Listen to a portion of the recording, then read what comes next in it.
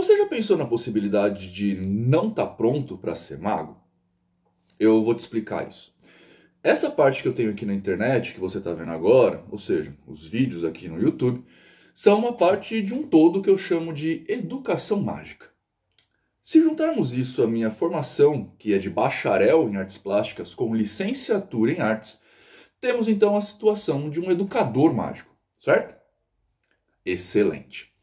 Se eu estou fazendo educação mágica e você está aqui, então quer dizer que você está interessado de alguma forma em conhecer o que é a magia. E uma grande parte de vocês está interessado em se tornar efetivamente um mago ou algo do gênero, certo? Possivelmente. Você está fazendo isso porque você quer de alguma forma facilitar a sua vida, tipo usar uma espécie de hack de vida para que seus planos sejam alcançados de formas mais simples ou mais rápidas. Tô certo? No final, não importa que tipo de plano, se você quer ganhar balde de dinheiros ou se você quer alcançar o céu. O fato é que você tem planos que quer alcançar. Eu imagino que ninguém aprenderia magia para nada, assim como uma pessoa meio que não aprende a fazer pão se não quer fazer pão. Ótimo. Então, você aprende a fazer magia para fazer magia e vê que as possibilidades de ter várias coisas que você deseja começam a aparecer para você e você, obviamente, as agarra. Entretanto, uma das coisas que a magia ensina é que para cada ação há uma reação igual e contrária, ou seja, para cada coisa boa que vem, uma coisa não tão boa vem também. Não há escolhas sem responsabilidades e não há escolhas sem renúncias. E aqui começa a minha grande pergunta para você. Você já pensou na possibilidade de não estar pronto para ser mago? Olá, meu nome é Nino Denani e agora eu quero conversar com você um pouquinho sobre as artes mágicas. Uma das coisas que mais me perguntam em lives que faço é: se a magia funciona, se você é mago, então por que você não é rico? A resposta para isso é sempre a mesma: porque eu não quero. Falando assim, eu sei que tem todo um ar de falsidade, afinal de contas, o sonho de todo pobre meio que é ser rico, né? Como já diziam os Racionais MCs, e confesso que esse foi, como de todo mundo, o meu objetivo por um tempo. Até que eu comecei a tatear esse objetivo e o que eu vi lá na frente não me deixou muito feliz. Sim, eu cheguei a tatear isso. Por um tempo da minha vida, eu ganhei dinheiro suficiente para começar a visitar outros círculos sociais, tomar champanhe em Veuve Clicquot, comprar bolsa da Louis Vuitton, jantar em restaurantes com estrelas Michelin e comer foie gras, deixar lá na mesa 500, 600 reais nesse jantar. Eu trocava de carro todo ano e gastava cerca de 800 reais por mês só de vinho. Eu já tive nesse lugar. Não posso dizer que eu era rico, mas posso dizer com certeza que eu estava tateando esse espaço aí. Quando eu estava lá, eu não gostei nada do que eu vi, e esse foi o meu problema. Eu me tornei alguém que eu não gostava, porque eu precisava corresponder a essa realidade, e isso me deixou em frangalhos. Eu tive um burnout gigante que culminou numa depressão. Enfim, não foi um período muito bom da minha vida. Claro que, com isso, eu não estou dizendo que seria ruim para você ou para qualquer outra pessoa no mundo. Eu estou dizendo que não foi bom para mim. Embora eu gostasse de ter o luxo, o que vinha junto com esse luxo não me agradava muito. E eu posso dizer que até chegava a me machucar. Quando eu tive esse primeiro burnout, eu acabei deixando a vida toda de lado por um tempo. Se vocês procurarem aqui no YouTube, vocês vão ver vídeos que eu gravava na casa dos meus pais, por exemplo. Eu voltei só com as roupas do corpo, literalmente. Bom, nessa época eu tive a oportunidade de colocar muita coisa em pratos limpos comigo mesmo. Sabe aquele negócio que eu já falei aqui para vocês sobre o autoconhecimento? Então, eu sentei e tive uma conversa sincera comigo e percebi que por mais que eu gostasse de ter dinheiro de balde, eu não gostava do resto.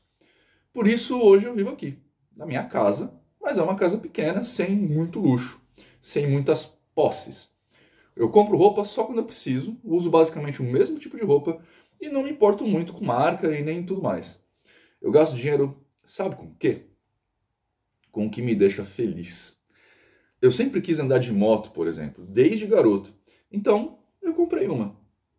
Quando eu vi que eu gostava realmente daquilo, eu comprei uma maior. E quando eu me adaptei a essa moto maior, comprei uma ainda maior e 0 km. Eu viajo hoje em dia com frequência, mais de uma vez por semana com ela. Eu gasto também em comida, porque eu adoro cozinhar. E adoro cozinhar para os amigos, então eu gasto dinheiro nisso e gasto com prazer. Eu adoro fazer um jantar para minha namorada, por exemplo, sem nenhuma ocasião especial em particular. E os vinhos, claro, né? Eu gasto uma fortuna em vinho. Eu não gasto mais rios de dinheiro como gastava antes, mas também não preciso mais sustentar uma imagem para estar em um círculo social que não me pertence. Eu sou bem minimalista com as coisas hoje em dia. Essa época da minha vida passou e hoje eu posso dizer que eu sou um homem novo, melhor, maior e mais feliz. Hoje eu tenho a vida que eu sempre quis ter e nesse momento eu aprendi uma coisa muito importante dentro do caminho da magia. Algo que eu quero passar para você hoje. Eu aprendi sobre responsabilidade.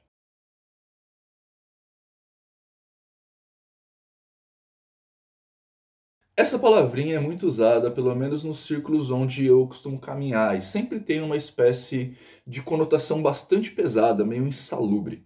Na verdade, ela só quer dizer que temos que ter o dever de arcar com as consequências do que quer que a gente faça.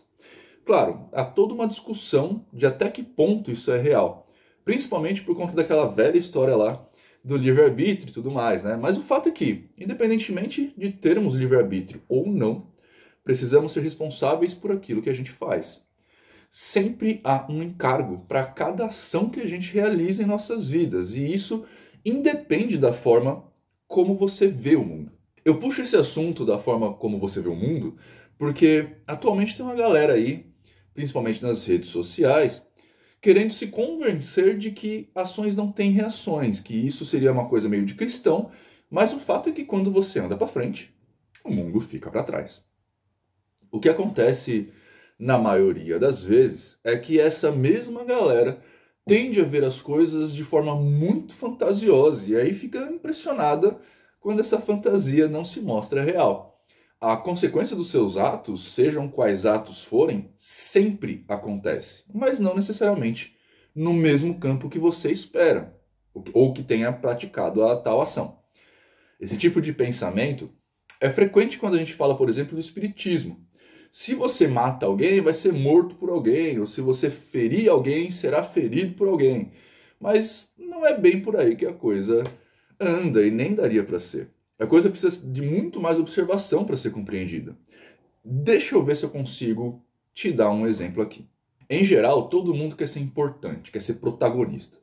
A gente pode fazer um rito mágico para que isso aconteça, mas ser importante, ser protagonista, implica em você tomar as rédeas da própria vida. O que quer dizer, por exemplo, que você vai liderar pessoas. Liderar pessoas faz com que você se torne responsável por elas de alguma forma, seja financeiramente, seja sentimentalmente. Pessoas são instáveis, têm seus desejos próprios e seus caprichos próprios, têm suas vontades e suas próprias paranoias. Você se tornará protagonista e terá que arcar com tudo isso. Você está pronto? Então, eu vejo isso dia sim e outro também no Facebook. Alguém falando sobre ingratidão, que ajudou um fulano, o fulano não correspondeu como essa pessoa imaginava que deveria ser correspondido. Ou aquele dirigente de Umbanda que ajudou um filho de santo que agora está falando mal dele pelas costas.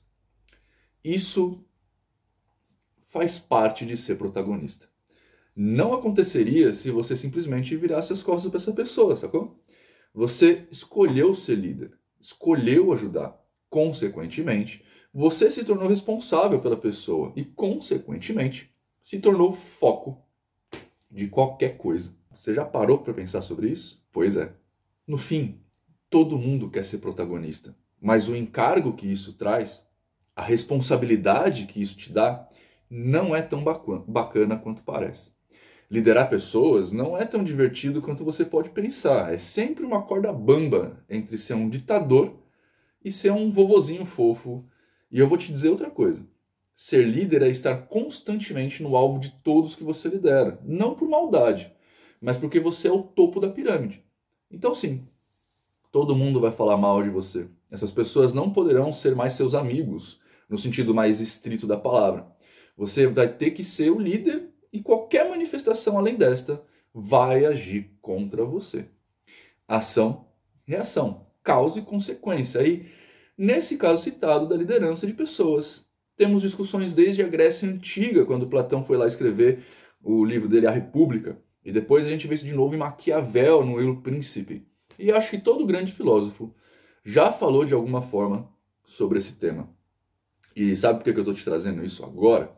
Porque eu tive uma conversa na outra rede dia desses que me despertou uma bandeirinha de atenção. A conversa girou em torno da figura do mestre, para variar. Todo mundo quer ser mestre, mas que tipo de mestre? E foi aí que me peguei pensando sobre a posição do mestre e ainda mais sobre uma tradição que a gente tem lá na Ordem do Grande Oriente Místico. Lá, sempre que alguém é elevado a mestre, a gente termina o ritual todo dizendo: agora você é um mestre. Sinto muito. Isso aconteceu naturalmente no decorrer dos anos. Mas agora que eu lidero toda uma cadeia de pessoas com as mais diferentes formas de ver a vida e o mundo, eu consigo entender o quanto esse manto pesa e o porquê da figura do mago hermetista, né, a figura que o mago hermetista traz, com lá o seu cajado, sua cara cansada, seus ombros arcados, andando com dificuldade. A responsabilidade de ser mago, ela é pesada. É incrivelmente pesada. Claro que eu não estou aqui para reclamar disso, tá? Eu só estou te colocando questões para que você olhe, porque você precisa ter em mente quando decidir seguir seu caminho por essa senda.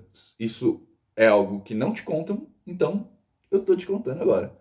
Mas é claro, você pode pensar que ser mago tem a ver contigo, né? Não com liderar pessoas, sabe? Tipo, tem a ver com você mesmo, seu crescimento. Então, vamos conversar um pouco mais.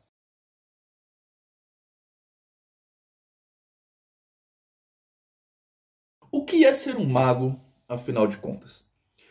O mago é o sábio, e com isso eu não quero dizer que eu seja, tá? Na verdade, lá na Ogon a gente tem a figura do mago e temos uma espécie de ideal platônico de mago que leva o nome de grande mago. O grande mago é o sábio por excelência e eu ainda não recebi esse título nem lá na Ogon, tá? De qualquer forma, já falamos aqui mais de uma vez sobre a magia ser conhecimento e a afirmação de que o mago é o sábio só corrobora com isso.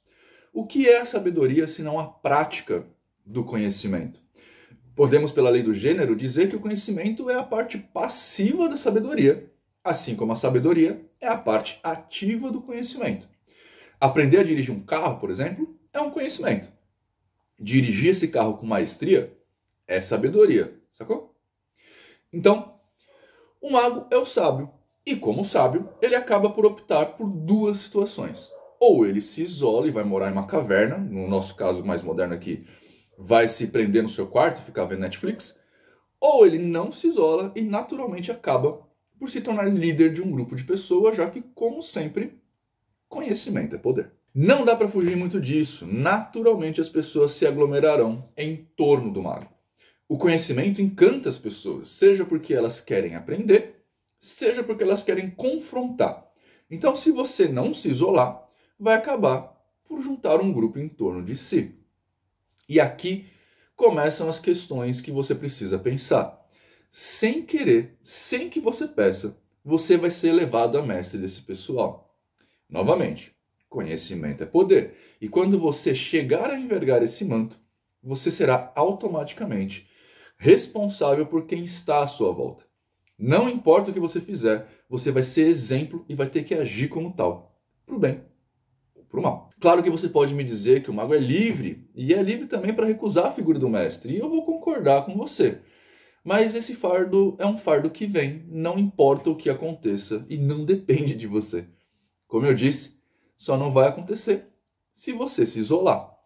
Você também pode me dizer que é livre para escolher a forma que vai agir com essas pessoas, do tipo, eu sou uma porra louca mesmo e você porra louca com eles também, foda-se. Eu tendo a concordar com você nesse ponto, mas, como eu tenho dito desde o início desse vídeo, isso também tem as suas consequências e elas podem ser piores do que você pode imaginar. Digamos que você é esse porra louca aí que a gente tá falando e dá em cima de uma menininha do grupo. E pega essa menininha do grupo. Quem garante que isso não aconteceu porque ela espelha em você uma figura paterna de autoridade e, como você não está na mesma vibe que ela, vai acabar não correspondendo a isso. E quando isso acontecer, ela se der conta de que te perdeu e que o lance que vocês dois tinham era puramente carnal, não comece a se questionar sobre o fato de você ter usado seus poderes de mago ou o discurso dos seus poderes de mago para transar com ela. Já imaginou? É.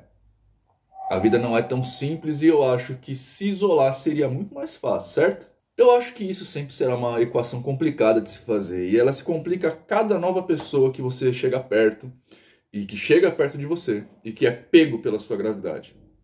Existe uma saída, talvez. A possibilidade de você deixar de ser você e envergar o manto do mago. Não sei se essa é a melhor forma. Afinal, você vai estar no meio, você vai estar meio que se anulando, ou talvez a própria maturidade pode te fazer se tornar outra pessoa com o tempo. Não sei. Confesso que eu não estou nesse lugar ainda e não sei muito bem como agir. Mas já sei que muita coisa acontece, independentemente da minha vontade e independentemente da ação que eu tomar. Afinal, toda ação tem uma reação, igual ao contrário, não é mesmo? Por conta dessa situação, o mago acaba se tornando um exército de um homem só. Ele acaba assumindo muitos papéis, diversas responsabilidades, quer ele queira, quer não. E muitas vezes, para conseguir fazer tudo, ele acaba se tornando muitos. Não só na questão da multitarefa, mas também na questão das suas próprias personalidades. Para cada pessoa, uma face. Para cada face, uma história e um comportamento. Parece complicado, né? Você vai ter que aprender a lidar com isso. E talvez seja esse aprendizado que faz com que quem começa no caminho da magia acabe se isolando por um tempo. Fica difícil você encontrar pessoas que possa chamar de amigo e ser quem você é com elas. Fica difícil você conseguir conversar sobre as coisas que você aprende, porque tudo acaba precisando de um enorme contexto para chegar até o ápice do assunto em questão. Talvez seja difícil para você explicar, por exemplo, porque decidiu fazer um ebó com carne moída em vez de usar o típico bifão lá do açougue. Porque você vai ter que explicar muita coisa antes disso. E às vezes, sinceramente, vai dar preguiça. Então é melhor só deixar para lá, sacou? Imagina você tentando explicar para alguém que ao fazer uma amarração para trazer seu amor de volta, você vai estar trazendo uma pessoa que não é aquela pessoa. É uma completa estranha para você. Dado que aquela pessoa que você quer amarrar já não existe mais. Nesse deixar para lá, talvez você assuma que é melhor ocupar todos os postos da sua vida sozinho, a ter que quem te acompanhe nessa jornada, e isso vai tornar você o exército de um homem só. Talvez você comece a pensar que o que você sente não pode ser compartilhado, porque, afinal de contas, o mago é implacável e a face que você demonstra é essa, e dessa face depende sua narrativa. As coisas vão se complicar, você vai se tornar mais responsável e sair disso vai se tornar praticamente impossível. Eu aposto que você nunca tinha pensado nas coisas sob esse ângulo, não é mesmo? Mas nem tudo são horrores, claro.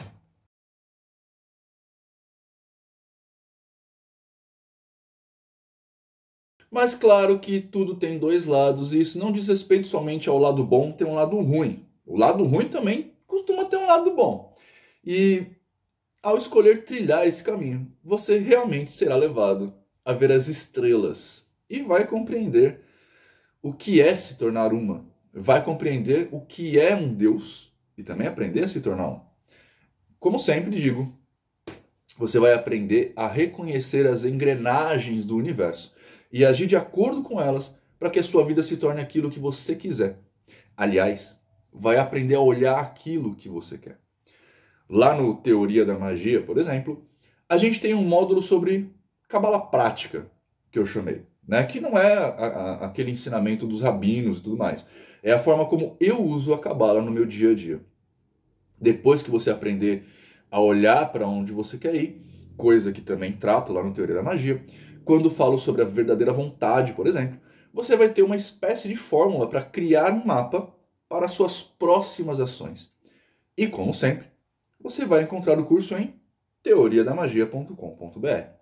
Afinal de contas, magia é isso. É o olhar para o universo e compreender os seus mecanismos. Olhar para si e perceber que você é mais um componente desse universo, mas que também é o universo em si, com todas as suas nuances e explosões estelares, únicas somente para você. Vai aprender que com essa unicidade, com essa forma única de ser, não adianta seguir métodos prontos, e por isso a teoria da magia te dá um jeito de criar um mapa. Mas o mapa é você quem cria. Você vai aprender que não adianta olhar os outros pela sua janela, com todos os seus filtros, e tentar entender como esses outros funcionam. Porque a coisa é sempre mais complicada do que parece. E exatamente por conta disso, as respostas fáceis que geralmente nos dão não fazem tanto sentido mais. Você vai aprender que buscar esses atalhos nem sempre é o melhor caminho, porque o seu cérebro, por exemplo, ainda não aprendeu a lidar com as situações que vão ser apresentadas mais tarde. Vai aprender que tudo pode não passar só da sua imaginação, mas que isso não quer dizer que não funcione, dado que a sua imaginação, por assim dizer, controla a forma como você vê o mundo, e não só da forma mais psicológica.